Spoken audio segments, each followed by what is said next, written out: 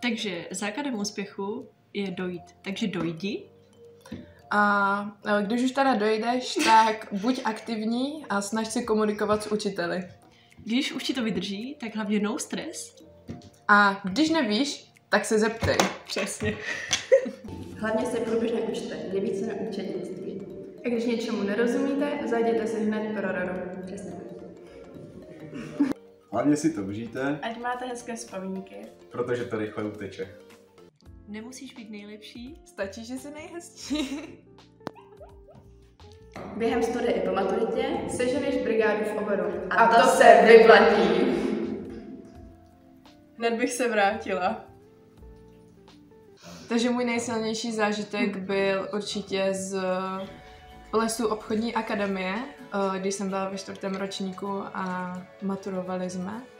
A vlastně je nějakou tradicí nebo zvykem vždycky na plese mít nějaké představení. Každá třída vlastně z čtvrťáků mají nějaké představení a to bylo úžasné vystupovat tam před těmi lidmi, vlastně, co jsme si natrénovali za nějakou dobu určitou a byl to pro mě hodně silný zážitek.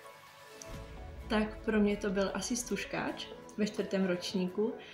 Byla to asi taková naše největší třídní party a jak jsme se potkali se všemi učiteli, tak si myslím, že toto byl jeden z nejsilnějších zážitků.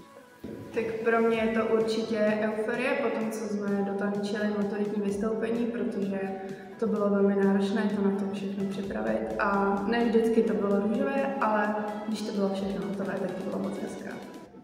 Tak pro mě, kromě těch 2 měsíců přípravy vystoupení na maturitní ples, to byl teda svatý týden, který vlastně trval 2 týdny. To bylo asi jako nejvíc traumatizovanější období tady z obchodní akademie, ale i tak na potřebu moc ráda vzpomínám.